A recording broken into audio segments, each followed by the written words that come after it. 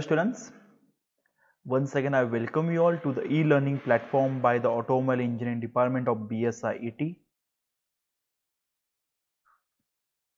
So this is the third unit we are going to start in today's lecture. In first videos we studied the unit number 1, that is the motor vehicle insurance. Then we also gone through the second unit, that is the insurance proposal and policy form. We'll skip this one, unit number 3, and we'll directly start with the unit number 4, that is the insurance renewal procedure and hazard.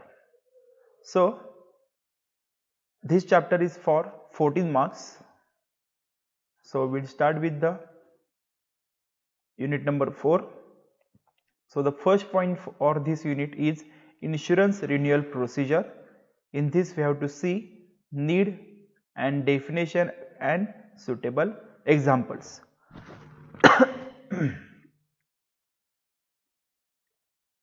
So first question is, what is the need of renewation of insurance?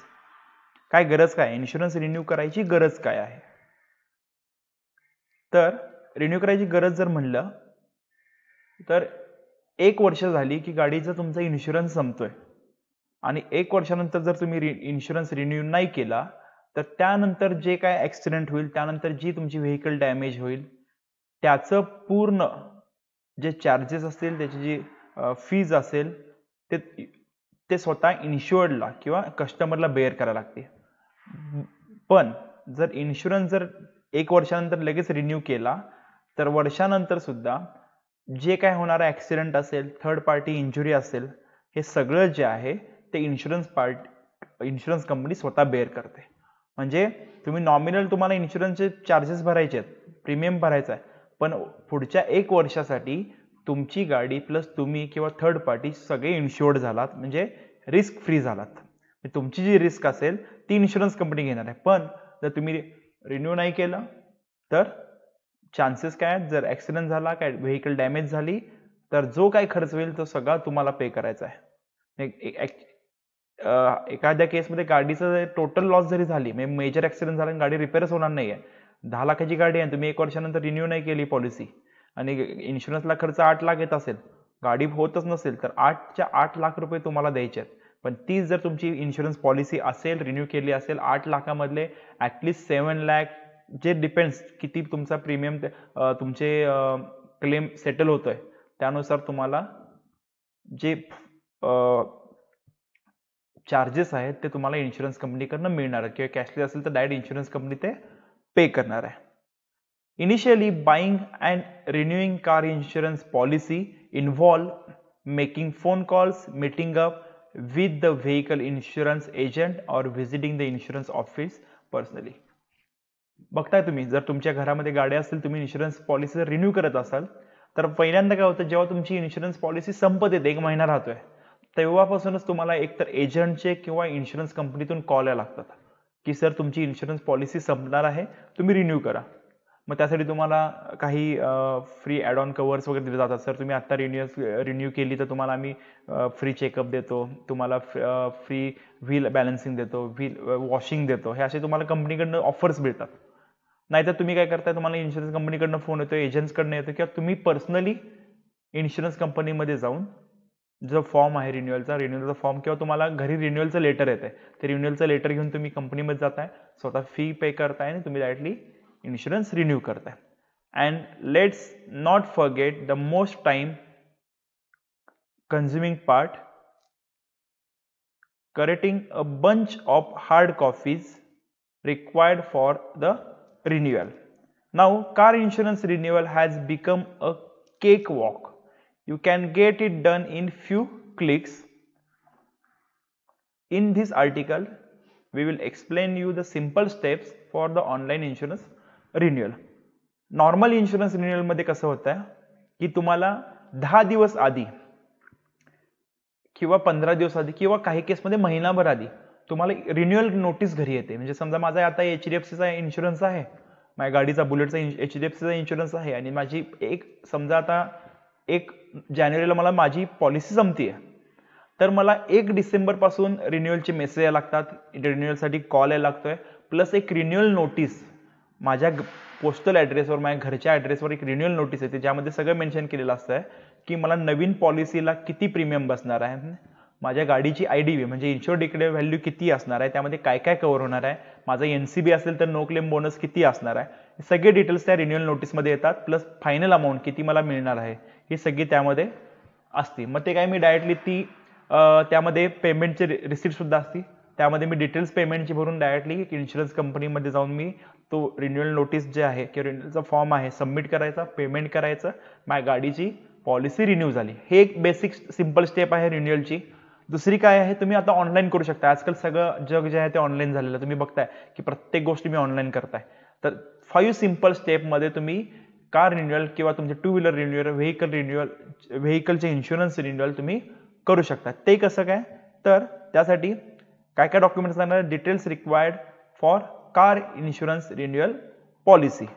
काय काय लागणार, तर इन्शुअर्डचं पूर्ण name, म्हणजे तुमचं असेल तुमचं पूर्ण नेम, तुमचा address, car make and model, म्हणजे तर माझी कार समजा मारुतीची आहे, मारुती सुझुकीची आहे, मॉडेल अर्टिगा आहे, कार रजिस्ट्रेशन नंबर जो असेल तो तुमच्या गाडीचा, प्रिव्हियस पॉलिसी नंबर. आता पुढची आधीची पॉलिसी समजा माझ्या बजाजची आहे आणि आता मी ICICI देतो, तर ते सगळे डिटेल्स इथं लागतील. आधीची बजाजची होती, त्याचा पॉलिसी नंबर हा होता, इथून इथंपर्यंत कव्हर होता. त्यानंतर add on covers to be chosen, हे काय काय ॲड ऑन्स कवर आहेत, तर मी ड्रायव्ह एश्युअर पॉलिसी आहे, म्हणजे 0 डेप, म्हणजे काही 5 वर्षापर्यंत मला गाडीचा काही खर्च आला तर पूर्ण इन्शुरन्स कंपनी मला पे करणार आहे, ते 0 डेप, त्यालाच म्हणायचं 0 डेप पॉलिसी. किंवा रोड साईड असिस्टन्स, म्हणजे गाडी माझी कुठे बंद पडली, हायवेला बंद पडली, कुठेही बंद पडली, तर त्यावेळी रोड साईड असिस्टंट किंवा टोईंग चार्जेस जे आहेत ते इन्शुरन्स कंपनी तुम्हाला पे करते. आणि त्यानंतर शेवटी द्यायचं आहे पेमेंट डिटेल्स, तुम्ही क्रेडिट कार्डनं पेमेंट करणार आहे, UPI करणार आहे, कॅश करणार आहे, चेक करणार आहे, हे सगळे तुम्हाला डिटेल्स तिथं भरायचे. तर 5 steps for online car insurance renewal. First one is the research about the car insurance policy. म्हणजे काय, the first step towards the buying a car insurance is to choose an insurance company. Ideally the company which offers excellent pre sale as well as post sale service should be chosen. आता माझ्या केसमध्ये मला सुरुवातीला मी माझ्या बुलेटची policy होती Tata AIGची. Tata AIG का, तर त्यांचं कॅशलेस होतं, पण काही वेळानंतर मला असं झालं की मला त्यांची रिन्युअल नोटीस सुद्धा आली नाही. टाटा AIG कंपनीची मला रिन्युअल नोटीस सुद्धा आली नाही. पण मी काय केलं, मला त्यांची सर्व्हिस नाही चांगली वाटली. प्री सेल मला सुरुवातीला ते म्हणले, फोन केले, भरपूर केले, पण पोस्ट सेल मला नंतर त्यांची सर्व्हिस नाही आवडली, तर मी स्विच केलं बजाज अलायन्सला. आता सध्या माझ्या गाडीचे एवढे वर्ष 5-6 वर्ष झाले मी बजाज अलायन्समध्ये करतोय, तर मला कंटिन्युअसली त्यांचा चांगला फॉलोअप आहे, चांगली सर्व्हिस आहे. तर हे सगळं बघून तुम्ही ठरवणार आहे की तुम्हाला कुठल्या गाडीची कुठल्या कंपनीकडनं तुम्हाला सर्व्हिस चांगली मिळते. तर मला कंटिन्युअस त्यांच्यानं फॉलोअप येतो आहे, सर तुम्ही गाडी रिन्यू केली का, रिन्यू केली नसेल तर रिन्यू करा, आमचा एजंट तुमच्या घरी येऊन तुमचं पेमेंट करेल, चेक रिसिव्ह करेल, तो ॲटलीस्ट आम्ही तुम्हाला लिंक पाठवतो, लिंकवरनं तुम्ही डायरेक्टली पेमेंट करू शकता. एवढे सगळे मला फॉलोअप बजाज अलायन्सकडनं केलं जातं आहे. तर ही सर्व्हिस माझ्यासाठी चांगली आहे. तर हे रिसर्च करायचं की कुठली कंपनी तुम्हाला चांगली सर्व्हिस देणार आहे.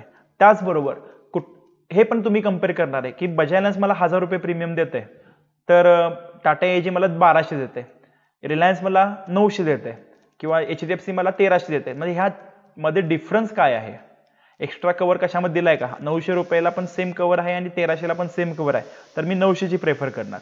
पण 900ला कवर थोडे कमी आहेत एकदम, आणि 1300ला मॅक्सिमम कवर दिलेत, मला ॲड ऑन कवर एक्स्ट्रा दिलेले आहेत आणि ते मला परवडत आहे, तर मी ती 1300ची पॉलिसी घेणार. हे तर ह्या कंडिशन्सवर तुम्हाला रिसर्च करायचं आहे की कुठली पॉलिसी चांगली, आणि ते तुम्हाला सगळं आजकाल पॉलिसी बाजार वगैरे भरपूर बँक बाजार ह्या सगळ्या ह्याच्यावर तुम्हाला इन्फॉर्मेशन मिळते online. Along with service the insurer should also offer adequate coverage and fair price regarding online review will help while selecting and insurer. म्हणजे ऑनलाईन रिव्ह्यूवरनं सुद्धा तुम्हाला कळणार आहेत, तर तुम्हाला ऑनलाईन रिव्ह्यूज मिळतात की किती तुम्हाला त्या कंपनीचे रिव्ह्यूज किती आहेत, त्या कंपनीला रिव्ह्यू किती दिलेले आहेत, हे सगळं तुम्हाला त्यातून कळणार आहे. तर हे झालं फर्स्ट स्टेप की तुम्हाला कुठली कंपनी चूज करायची आहे, तुम्हाला स्वतः रिसर्च करायचं आहे. एजंट तुम्हाला येऊन सांगतील हे घ्या ती घ्या, पण त्यापेक्षा तुम्ही स्वतः रिसर्च केलेला एनी टाइम चांगला असणार आहे. त्यानंतर आहे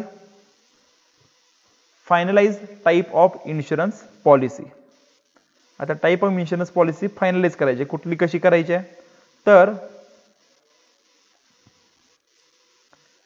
once you finalize the car insurance policy company after doing car insurance comparison, पहिल्या ह्याच्यामध्ये तुम्ही कंपॅरिझन केलं.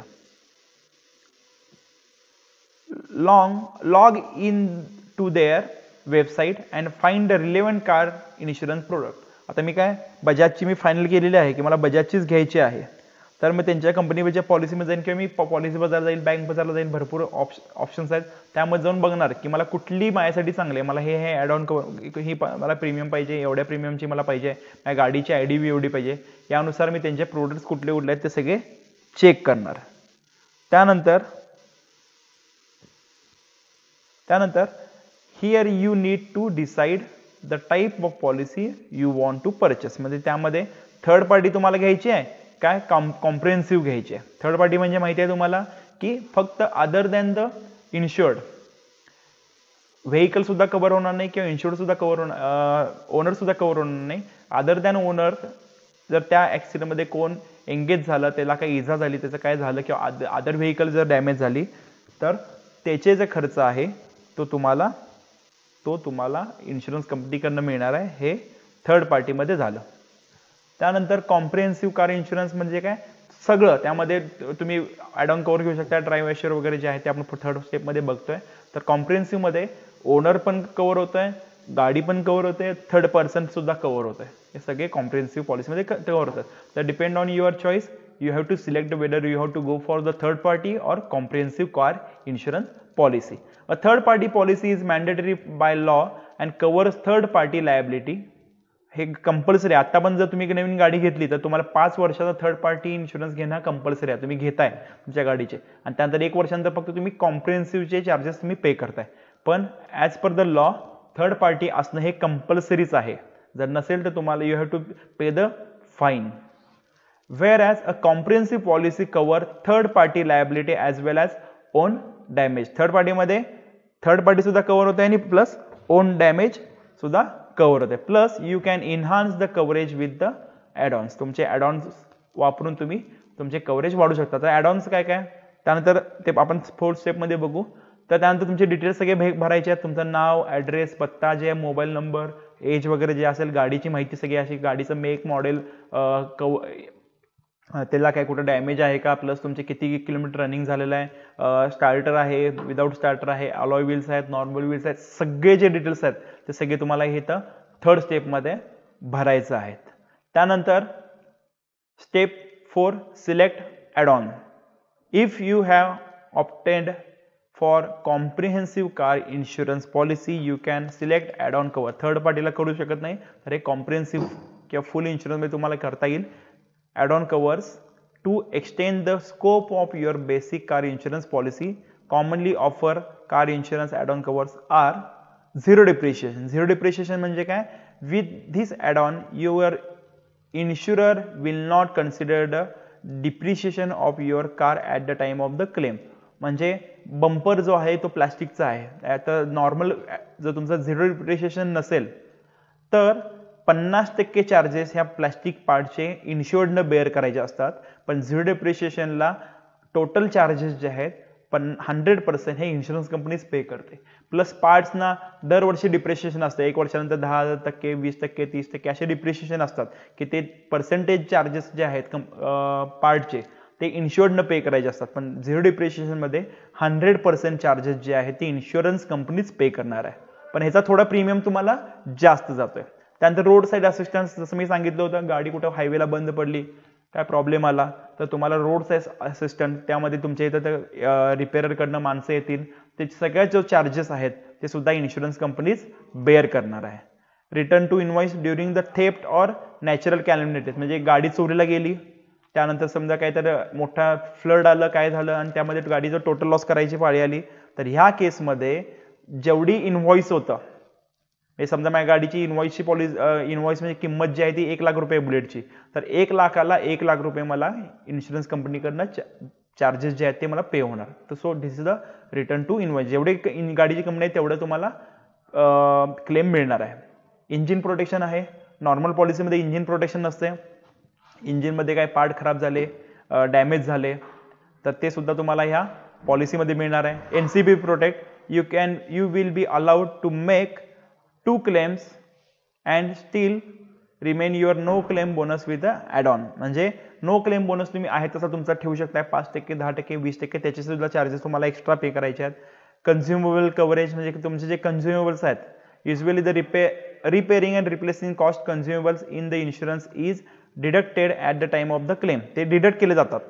हाऊएव्हर with the consumable cover this cost will not be deducted from the claim amount. म्हणजे समजा बंपर बदलला किंवा काय झालं तर ते कन्झ्युमेबल चार्जेस लावतात की एवढे पर्सेंटेज आहेत कन्झ्युमेबल ते इन्शुररनं पे करायचे आहेत. म्हणजे तुम्ही कन्झ्युमेबल जर कव्हरेज घेतलं तर ते तुमच्या अमाऊंटमधनं डिडक्ट होत नाहीत. जेवढे अमाऊंट आहे तेवढीच तुम्हाला इन्शुरन्स कंपनीकडनं मिळते. आणि लॉस ऑफ पर्सनल बिलॉंगेज म्हणजे गाडीमध्ये काय एक्स्ट्रा तुम्ही चार्जेस काय ठेवले, स्मार्टफोन आहेत, लॅपटॉप्स आहेत, काही असेल तर त्याचं सुद्धा तुम्ही कव्हर एक्स्ट्रा घेऊ शकताय. कंटिन्यूस समजा IT मधला प्रोफेशनल मधला माणूस आहे ज्यामध्ये लॅपटॉप कंटिन्यूस असणार आहे, मोठे स्मार्टफोन्स असणार आहेत, ते तुमच्या गाडीमध्ये कंटिन्यूस असतील आणि ते जर चोरीला गेले तर त्याचा कव्हर सुद्धा तुम्हाला घेता येते. पण ह्या सगळ्या ॲड ऑन कव्हरसाठी तुम्हाला एक्स्ट्रा चार्जेस पे करावे लागतात. म्हणजे प्रीमियम नाही म्हटलं तर तुमचा मिनिमम 1000 पासून 3000, 4000, 5000 पर्यंत वाढू शकतोय because of this add on covers. These are not compulsory, this is add on covers. तुम्हाला पाहिजे असतील तर तुम्ही घ्यायच्यात. आणि शेवटचं आहे तुम्हाला पेमेंट. हे सगळी माहिती भरल्यानंतर हे सगळं एकदा वाचून घ्यायचं व्यवस्थित सगळं भरलं आहे का, आणि त्यानंतर पेमेंट करायचं. पेमेंट तुम्ही चेक पेमेंट करू शकताय, कॅश पेमेंट करू शकताय, card, credit card, debit card, UPI कशा थ्रूही सुद्धा तुम्ही पेमेंट करू शकताय. So this is the total 5 step online car renewal procedure. आणि विदाउट 5 स्टेप जर तुम्हाला करायची असेल तर काय करायचं, तुम्हाला डायरेक्टली तुम्हाला काय इन्शुरन्स कंपनीमध्ये जायचं आहे आणि इन्शुरन्स कंपनीमध्ये गेल्यानंतर तुम्हाला तिथं जाऊन रिन्युअलची नोटीस जमा करायची आहे, पेमेंट करायचं आहे. आणि पेमेंट झाल्यानंतर डायरेक्टली तुम्हाला तिथल्या इथं इन्शुरन्सची पॉलिसी मिळणार आहे. So this is total insurance renewal procedure. So this is it for the today's lecture, that is the insurance renewal procedure. From next lecture we will start with the moral hazard and physical hazard. Thank you.